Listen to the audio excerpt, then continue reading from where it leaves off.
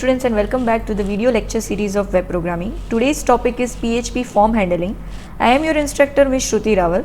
So in last lecture, if you recall, we had seen $_request, $_post and $_gets overview, and we had also seen $_request program.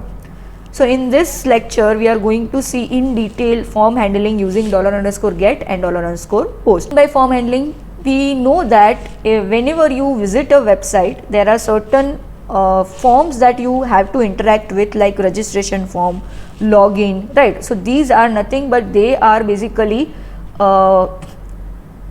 HTML pages which has this form tag and has certain user input that has to be taken. That is, you have to input something into the text boxes or radio button or check boxes, and this input is basically submitted to web server for further processing. This whole scenario is known as form handling. So whenever you have such scenario, how actually is this form data submitted and how is this web server processing the form? So here you can see in the figure, I have to create an HTML code in which I have number of user input elements, right? Also, the basic two attributes attached with form tag are action and method.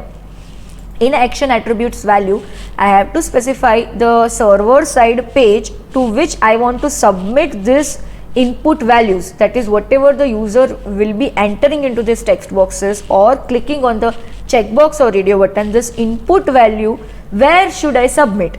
That is to be written in your action attributes value. Method is how should this value be sent, using post method or get method, right? Also we know when to send it using post method and when to send it using get method, that we have discussed that whenever there is sensitive data, you will not send such data using get method, you will send that sort of data using post method. Otherwise you can go for get.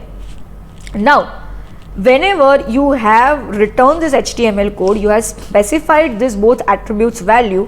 Now comes when the user actually clicks on the submit button. What happens in your backend side? You have a PHP script in which you have return, if you have specified method is equal to post, you can use the super global variable $_post, and if you have specified method is equal to get, you can use the super global variable $_get. Now these both are the super global variables similar to $_request, which are used for fetching the user input value that the user is entering into this input elements and submitting it or performing further logic, right? So what are the logic that can be applied? You can authenticate this user, you can add it to the database, you can do another data processing such as calculations, etc., right? Now these all database processing or your server side logic processing, that should be written in your PHP page that you have specified in your action attribute, right? But for getting the value, what are the super global variables that you will use? That is either $_get or $_post. When will you use $_get? When you have non-sensitive data and you have specified in the form tag method is equal to get, then you will use $_get. When you have sensitive data and you have specified in the form tag method is equal to post, then you will use $_post super global variable. Now let us see everything step by step. So step 1 is to create HTML form. So this is my HTML form. Here you can see I have a form tag. In action I have written welcome.php. So this will be basically the server side script that I have written. Method is equal to I have written post, and inside that I have written two input elements. The first is input type is equal to text for my name, and again, as if you recall, in the $_request super global variable also, for fetching the value, what was the key? You were specifying inside the bracket name attributes value. Here also whenever you are writing the input elements, for example, the first input type is equal to text I have written, and I have specified name attribute value name is equal to name, right? So here again the key is that whenever you are writing the input elements, you have to specify the name attribute value, because this will be the value that I will be using in the PHP script. Again I have written another text box for email ID. So again I have written input type is equal to text, and again I have to specify a different name value for this. Two name values, similar name values are not allowed, because these are the keys that will fetch us the user's input, right? If I specify for two different text, input type is equal to text, I specify the same name attributes value, then there will be a confusion while fetching the input. So you have to specify different values for this name attribute in every input element on the same page. The last input element that I have written is input type is equal to submit. So I will generate a submit button. As soon as I click on the submit button, where will this input be submitted? It will be submitted in the page that is welcome.php, which I have specified in action attribute, right? This was step 1 to create an HTML form. Step 2 is you have to create a PHP file. Now what is the PHP file that I have created? The same PHP file which I have mentioned in my action attributes, that is I will be creating welcome.php. And inside that, what have I done over here? You can see that I have written HTML body, and inside that I have written welcome statically.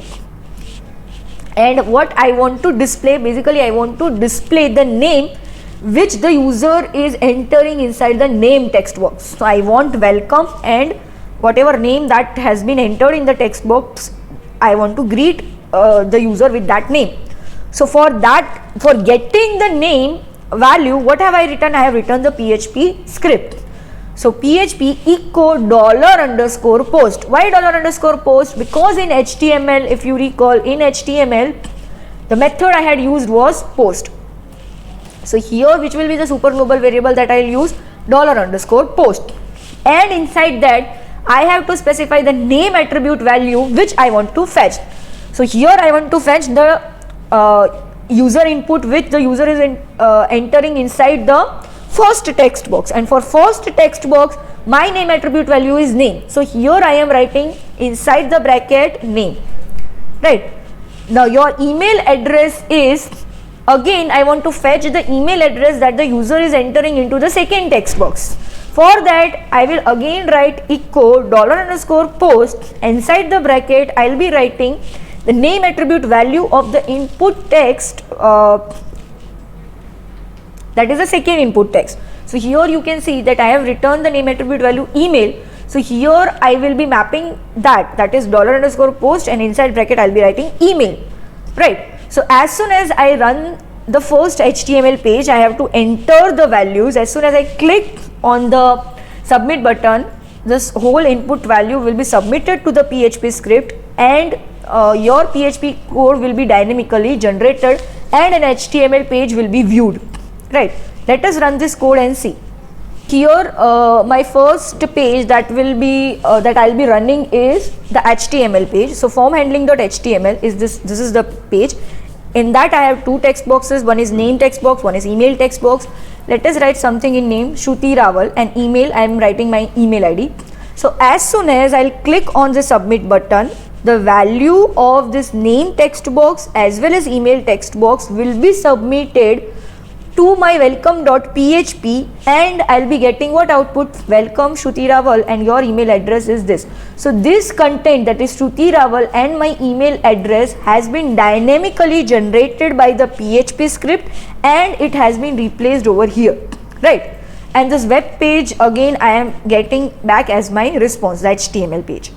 So this was when I am using $_post. Now the similar procedure you can apply for $_get. The only thing you have to take into consideration is you have to give inside the method attribute of form tag, you have to give get. Then only you can use this $_get in your PHP script. You have to do one homework in which this is your aim.